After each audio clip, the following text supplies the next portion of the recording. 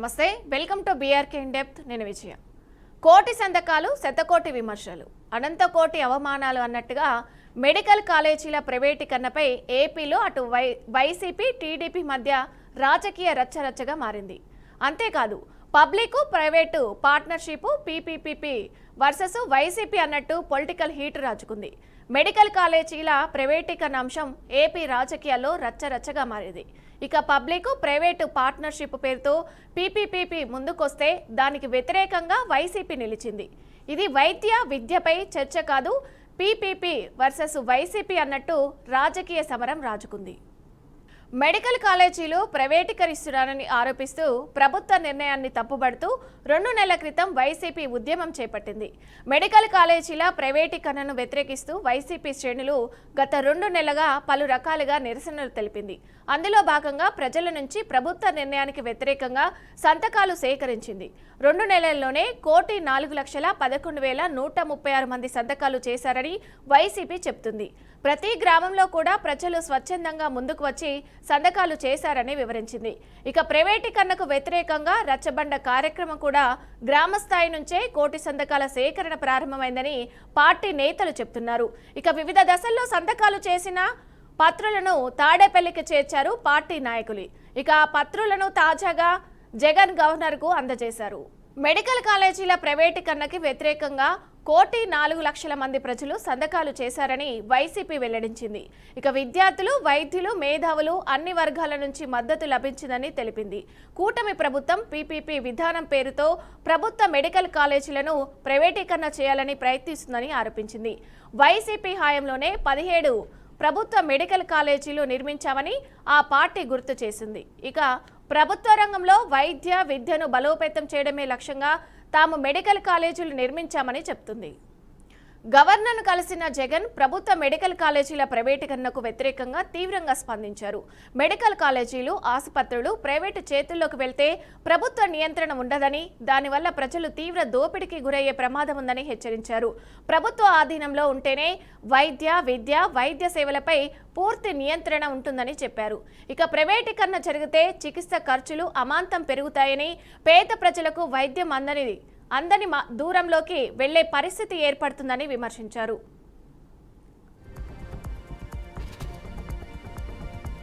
కాలేజీలకు ఎప్పుడైతే ఇస్తామో సీట్ల మీద రేట్లు విపరీతంగానే ఉంటాయి.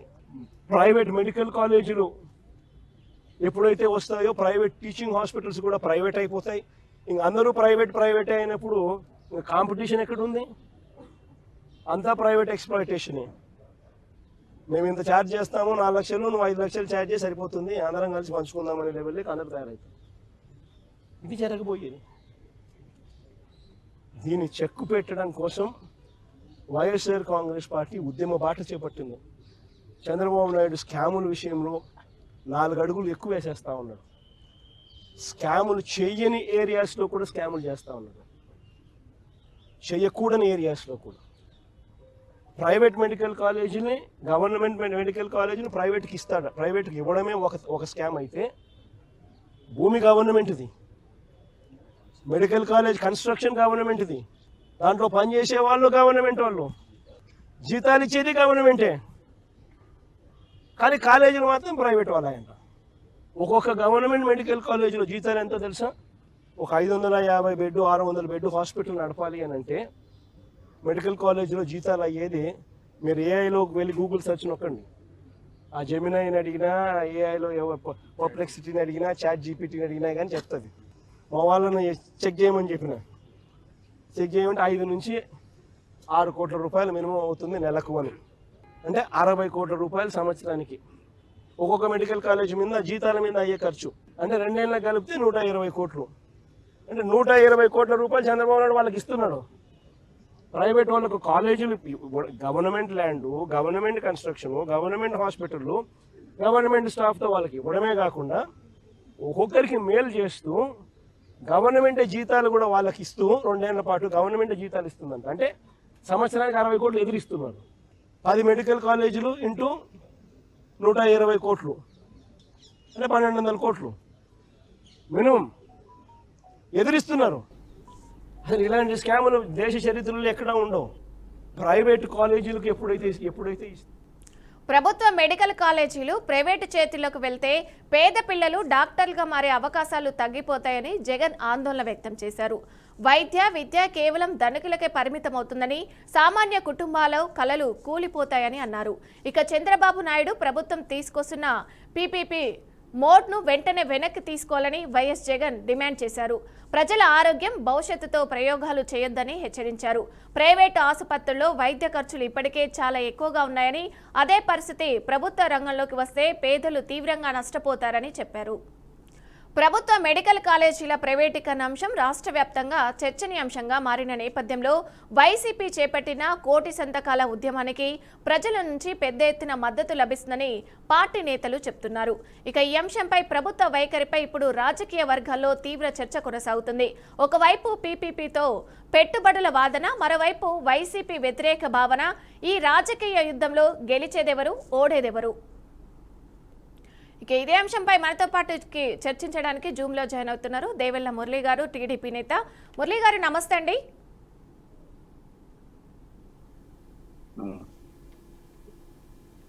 నమస్తే మేడం.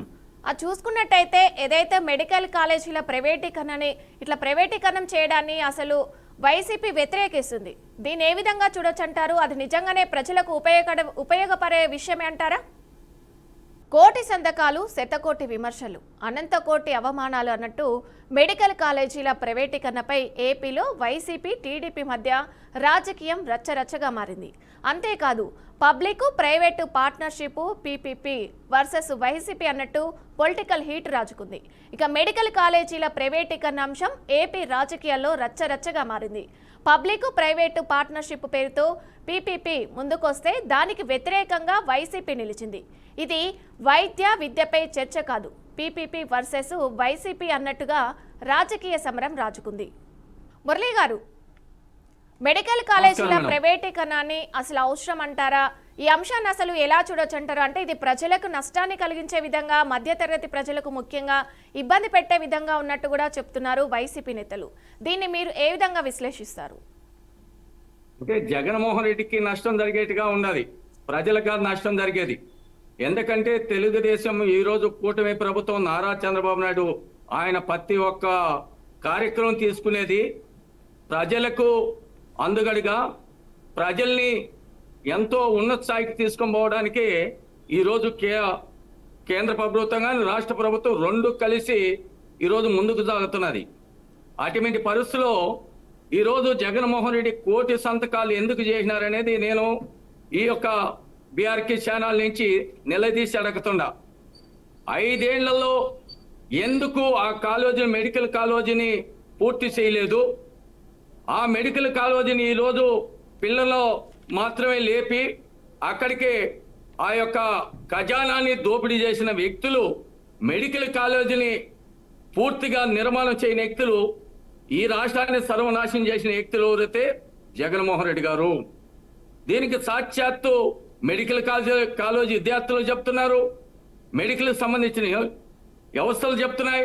మరి ఎవరన్నా మేడం ఈరోజు నేను అడుగుతున్నా, ఈ మెడికల్ కాలేజీలకు అన్యాయం జరుగుతున్నానని ఏ యొక్క మెడికల్ కాలేజీకి సంబంధించిన విద్యార్థులు కానీ ఉద్యోగస్తులు కానీ ఎవరైనా వచ్చి ఒక ధర్నా చేసినారా? ఒక పేకాట పట్టుకున్నారా? ఎక్కడన్నా?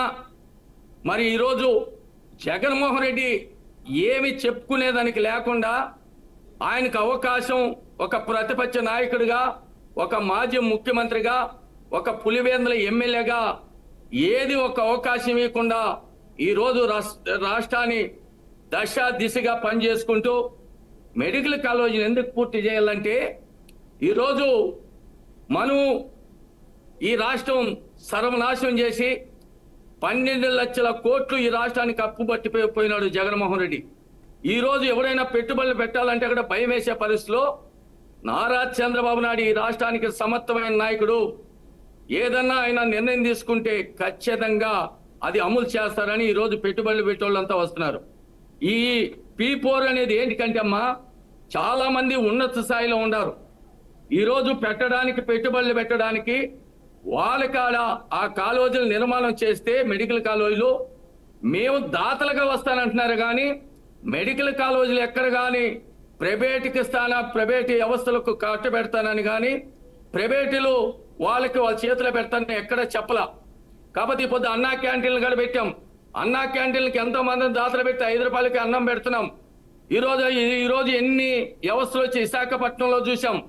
మరి ఈరోజు జగన్మోహన్ రెడ్డి ఒకటేమ్మా. మరి ఆనాడు మరి రాష్ట్రం విడిపోయిన 16,000 కోట్లు లోటు బడ్జెట్లో ఉన్నా ఆయన్ని నమ్మి 34,000 ఎకరాలు ఇచ్చారు అమరావతిని పూర్తి చేస్తానని. ప్రతిపక్ష నాయకుడిగా ఉన్నప్పుడు ఏం చెప్పాడు?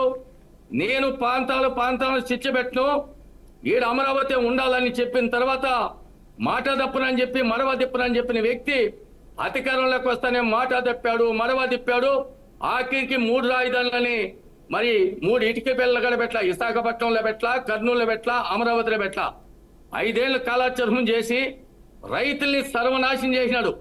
ఈ రోజు ప్రజల మీద మనోభావాలు ఉంటే అన్నం పెట్టి అన్నదాతల్ని రైతన్నల్ని మరి ఏ విధంగా ఇబ్బంది పెట్టాడు. ఈరోజు మెడికల్ కాలేజ్ విద్యార్థులను కూడా ఆయన వాళ్ళు ఎదుగుదల చూడాల. వాళ్ళు ఎదిగేది కాలేజీలు కడితే చంద్రబాబు నాయుడుకి మంచి పేరు వస్తాయి. ఈ కాలేజీల నిర్మాణం జరిగితే మంచి పేరు వస్తుంది చంద్రబాబు నాయుడికి. ఈ కాలేజీలు ఎక్కడైనా గొంగడు అక్కడనే ఉండాలా, అవి నిర్మాణం జరగకూడదని ఆలోచనతోనే ఓటు సంతకాలు పెట్టినాడు. అయితే మురళి గారు, ఏదైతే కూటమి ప్రభుత్వం ఉంటుంది పీపీపీ వల్ల ప్రభుత్వ పెట్టుబడులు కూడా వస్తాయని కూడా చెప్తుంది. అలాగే వైసీపీ ఉంటుంది ప్రభుత్వం నియంత్రణ కోల్పోతుందని కూడా వైసీపీ అంటుంది. మమ్మల్ని చూసి చెప్పమా. పీపీపీ విధానం వల్ల పెట్టుబడులు వస్తాయి రాష్ట్రానికి అని కూడా కూటమి ప్రభుత్వం చెప్పుకొస్తుంది. అటేమో ప్రభుత్వం నియంత్రణ కోల్పోతుంది అని కూడా వైసీపీ అంటుంది. దీనిపై మీరేమంటారు? ఈ రోజు ఆయన చేసే ప్రతి పని కూడా మనం చూసామమ్మా. ఏదైతే మొట్టమొదటిగా మామిడికాయలు రైతుల్ని పరామర్శించేదని పోయి ఆ పంటని ఎక్కడ బంగారుపాలెం చిత్తూరు జిల్లాలో మామిడికాయలు చక్కులు తీసుకొచ్చి రైతు కడుపు మండిపోతుంటే ఆ రైతు మామిడికాయలు తీసుకొచ్చి ట్రాక్టర్తో తొక్కించిన చరిత్ర జగన్మోహన్ రెడ్డి. మొన్న చూసాం వర్షాలు వెళ్ళిపోయిన తర్వాత శ్రీకాకుళం కోనసీమకు పోయి అక్కడ పడిపోయిన ఎన్నెత్తుకొని ఆడిపోయి ఎన్ని వానలో నానుకుంటా ప్రభుత్వాలు అలర్ట్ చేసి అన్ని రకాలుగా అక్కడ ఇబ్బంది లేకుండా ప్రాణ నష్టం జరగకుండా ఈ రాష్ట్ర ముఖ్యమంత్రి గారు పనిచేస్తుంటే ఉప ముఖ్యమంత్రి గారు దొంగలు పోయిన 6 నెలలకు పోయినాడమ్మా జగన్మోహన్ రెడ్డి కోనసీమకు. బెంగళూరు ప్యాలెస్లో ఉండి భయపడి వర్షాలకు రాకుండా ఎక్కడ ఆయన పోయి వెళ్ళిపోయాడు, ఎక్కడన్నా ఇబ్బంది కలుగుతుందని రాని వ్యక్తి, ధైర్యం లేని వ్యక్తి, రైతుల పచ్చాన రైతులు ద్రోహి ఎవరంటే జగన్మోహన్ రెడ్డి. ఈరోజు మరి మెడికల్ కాలేజీలకి మెడికల్ విద్యార్థులకి ద్రోహి ఎవరంటే జగన్మోహన్ రెడ్డి. నేను అడుగుతున్న సూటిగా, మీరు మొన్న బైక్ ర్యాలీ పెట్టారు, 1 కోటి సంతకాలు పెట్టారు. ఎవరి కోసం? ఈ రాష్ట్రాన్ని సర్వనాశనం చేయడానికా? ఈ రాష్ట్ర భవిష్యత్తుని బాగుండాలనే దానికా? లేదు అమరావతిని ఏ విధంగా 2019 నుంచి 2024 ఏ విధంగా సర్వనాశనం చేసి రైతులకు బేడీలేసి రైతాంగాన్ని సర్వనాశనం చేసేదానికా జగన్మోహన్ రెడ్డి మరి 1 కోటి సంతకాలు అనే దానికి సమాధానం చెప్పాలి. ఇప్పుడు 2019 నుంచి 2024 వరకు ఎందుకు మెడికల్ కాలేజీలు పిల్లర్ లెవెల్కే మిగిలిపోయినాయి, ఒక అంతస్తుకే మిగిలిపోయినాయి? ఆ ఖజానాని ఎక్కడ లూటీ చేసినారు? ఆ ఖజానాని ఎక్కడ పక్కదారి మళ్ళించిన నిధులన్నీ కూడా సమాధానం చెప్పాల్సింది వాళ్ళ మాజీ ఎమ్మెల్యేలు, మాజీ మంత్రులు కాదు, జగన్మోహన్ రెడ్డి. సూటిగా ఎంత బడ్జెట్ కేటాయించినారు మెడికల్ కాలేజీలకి? ఎందుకు మీ చేత కాకుండా ఆ రోజు ఎందుకు వదిలిపెట్టారు? ఈ రోజు మీ చేతగాన తనానికి, మీకు అవగాహన తనానికి ఈరోజు గౌరవనీయులు ఆంధ్రప్రదేశ్ సృష్టికర్త, ఆంధ్రప్రదేశ్ నిర్మాత నారా చంద్రబాబు నాయుడు మెడికల్ కాలేజీలు కట్టి ఆ విద్యార్థులకు ఉద్యోగాలు అవకాశాలు కల్పించాలని P4 విధానం తీసుకొచ్చి ఎవరైతే దాతలు వచ్చి విదేశాల నుంచి కానీ మన రాష్ట్రంలో కూడా ఆ కాలేజీల్ని నిర్మాణం చేస్తాం, మేము డబ్బులు పెడతాం, మా 10 రూపాయలు ఉన్నాయి, మా పేరు పెడితే చాలు అంటున్నారే కానీ మేము మెడికల్ కాలేజీల్ని హ్యాండ్ ఓవర్ చేసుకొని ప్రైవేటు సంస్థలకు ఎక్కడ కట్టుబెడతానని కూటమి ప్రభుత్వం చెప్పలేదు. జగన్మోహన్ రెడ్డి ఒక్కటే ఫస్ట్లోనే ఆయన ఏదైతే సూపర్ 6 ఉన్నదో సూపర్ 6 సూపర్ హిట్ అయిందో, జగన్మోహన్ రెడ్డికి ప్రతిపక్ష హోదా అడిగి లేకుండా పోయినాడు. ఆయన ఎమ్మెల్యే పులివెందుల ఎమ్మెల్యే కూడా కోల్పోయినాడని కూడా మీ బీఆర్సీ ఛానల్ ద్వారా కూడా తెలియజేస్తున్నా. ఆయన ఈ రోజు అడుగుతున్నాం, తల్లి ఆయన చెప్పింది ఏదన్నా నిర్వహణ చేసినాడా? ఆయన మాట ఆయన ఏం చెప్తున్నాడంటే, ఎప్పుడో మా తాతల ముత్తాతల భూముల్ని నా మాట పాస్బుక్ల్లో ఫోటో పెట్టుకోలేదు చంద్రబాబు నాయుడు. నా విధంగా సర్వే రాళ్లకు ఫోటో పెట్టుకోలేదు. ప్రజల ఫోటో పెడుతున్నాడు, ప్రజలకు అంకితం చేస్తున్నాడు. ఎవరి భూమిని తెల్ల పేపర్లో రాసుకున్న కుటుంబ సభ్యులు 500 రూపాయలు తేనెగడ 500 తేనెగడ వాళ్ళ యొక్క పరిష్కారం చేయాలని చెప్తున్నాడు. రెండోది, రైతులు మనకు వ్యతిరేకమైనారు. ఈరోజు మెడికల్ విద్యార్థులు కూడా మనకి యాంటీ అవుతారు, మన పార్టీని కాలగర్భంలో కలుపుతారు. ఈ అన్నిటికీ జగన్మోహన్ రెడ్డి అడ్డుకోను కుట్ర భాగంగానే కోటి సంతకాలు అనేది నేను అడుగుతున్నా. 5 ఏళ్లలో జగన్మోహన్ రెడ్డి ఈ రాష్ట్రానికి ఒరగబెట్టింది ఏముంది, ఇరగదీసింది ఏముంది? ఈ రాష్ట్రాన్ని సర్వనాశనం చేసి ఆ రోజు అమరావతిని సర్వనాశనం చేశాడు. ఆఖరికి రుచికొండని గుండు కొట్టించాడు. విశాఖపట్నం ఆయన ప్రేమంట. మరి అదే విధంగా రెండోది, ఇసుక పాలసీ తీసుకొచ్చాడు. మన ఏదో చెప్తా ఉన్నాడు కార్మికులకు అండగాని. మీరు విన్నారమ్మా, 2019 అధికారంలోకి వస్తానే మొట్టమొదటిగా 30 లక్షల కార్మికుల్ని రోడ్డు మీదకి తీసుకొచ్చిన ఘనత ఇసుక పాలసీ తీసుకొచ్చి జగన్మోహన్ రెడ్డి వైఎస్ఆర్ పార్టీది. రెండోది, రైతులకి బేడీ లేపించాడు అమరావతి గురించి. ప్రజలకు సంబంధించిన ప్రజా ఏదికి కూలగొట్టుకున్నప్పుడే జగన్మోహన్ రెడ్డి పార్టీ కాలగర్భంలో కలిసిపోయి ఆ రోజు మూట కట్టుకున్నాడు. రెండోది, ల్యాండ్ టైటింగ్ తీసుకొచ్చాడు. ఇంతకుముందు చెప్పాను కదా, ల్యాండ్ టైటింగ్ తీసుకొచ్చి మన తాతల ముత్తాతల భూముల్ని విదేశాలకు అమ్మడానికి ల్యాండ్ టైటింగ్ కింద ఆయన ఫోటో పాస్బుక్లో పెట్టి జెరాక్స్ ఎవరో ఓనర్కి ఇచ్చేది. ఆ విధంగా ఇవన్నీ చేస్తున్నాడు.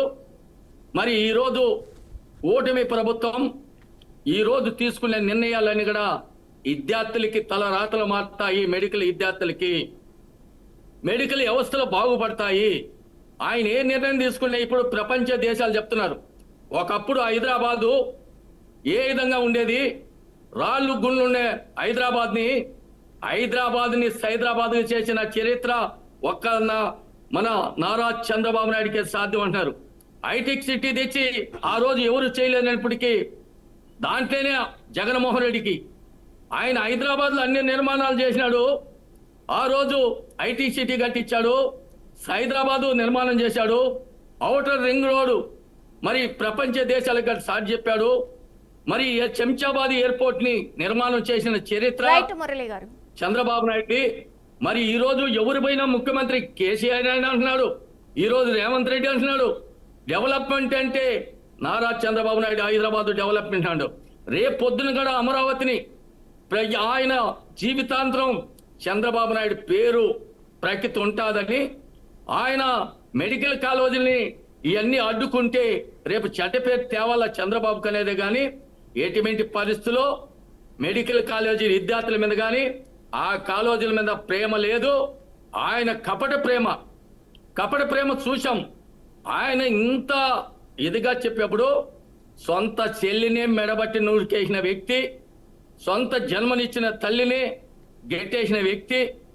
ఈ యొక్క మెడికల్ కాలేజీల విద్యార్థుల గురించి ఆయనకి చాలా ఎలా లేని ప్రేమ కలుగుతున్నదని కూడా మీ యొక్క బీఆర్సీ ఛానల్ ద్వారా కూడా నిలదీసి అడుగుతున్నా. రైట్ మురళి గారు, థ్యాంక్ యూ అండి, చాలా మంచి విశ్లేషణ అందించారు. థ్యాంక్ యూ సో మచ్ అండి, చర్చలో పాల్గొన్నందుకు థ్యాంక్ యూ.